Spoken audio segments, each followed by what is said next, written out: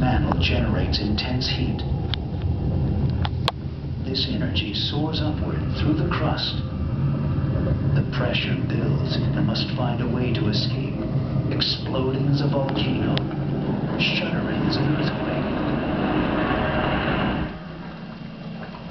or bubbling up in a pool of mud.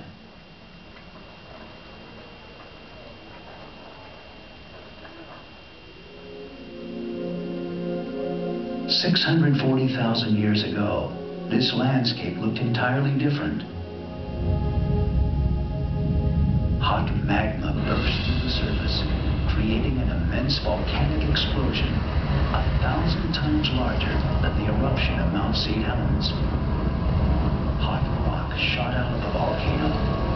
Then the ceiling of the empty magma chamber collapsed, leaving a crater thousands of feet deep and 40 miles wide.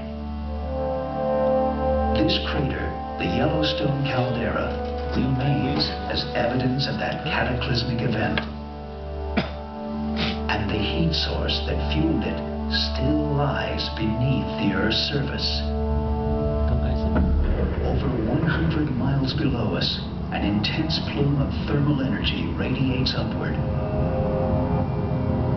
Several miles below the surface, the energy melts the crustal rock, forming a chamber of magma. Geologists call this system, comprising the heat source, plume, and magma chamber, the Yellowstone hotspot. While the hotspot remains stationary, the North American continental plate, the very land we're standing on, drifts slowly across it at the rate of about an inch a year. In 16 million years, this movement has left a trail of extinct volcanoes from Nevada to Yellowstone, including over a dozen calderas. One day, another volcanic explosion may take place.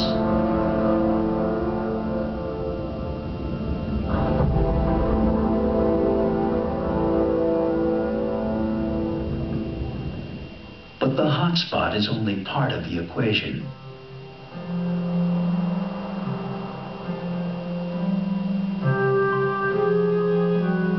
Yellowstone's hydrothermal features all begin with water falling on the surface of the earth as snowflakes or drops of rain.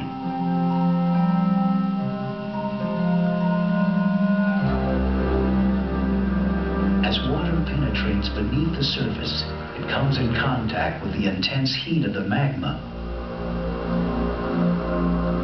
The water heats up, reaching temperatures as high as 700 degrees Fahrenheit, far hotter than water boiling at the surface. The heated water expands and begins to rise. As it approaches the surface, it boils and produces a large volume of steam.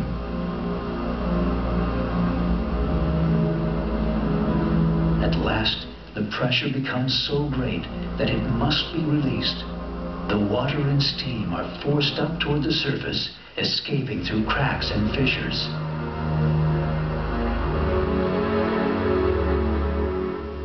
Here at Yellowstone, this re-emerging hot water helps shape an extraordinary landscape of rare geological wonders, a startling array of hydrothermal features.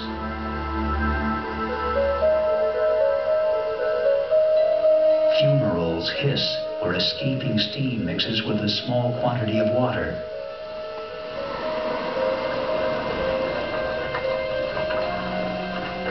Acidic gases break down rock into clay, creating mud pots.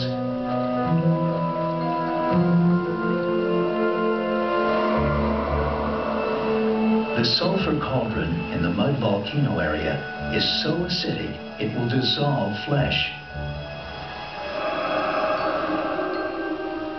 When resurfacing hot water flows through rock rich in silica, it leaves deposits which form fantastic shapes made of geyserite. Magnificent travertine terraces form in Mammoth Hot Springs, where heated water containing calcium carbonate reaches the surface.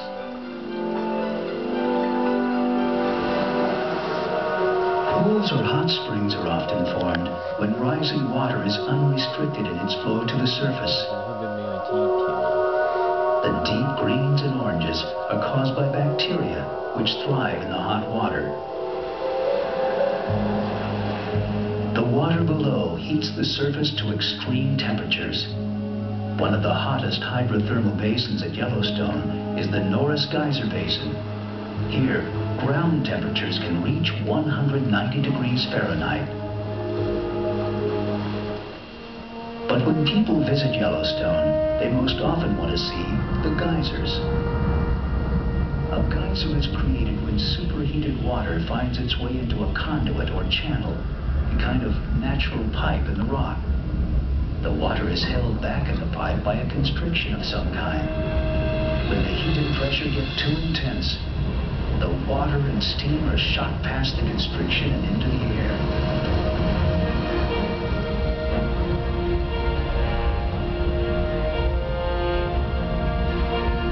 4,000 to 8,000 gallons of superheated water gush skyward during each Old Faithful performance.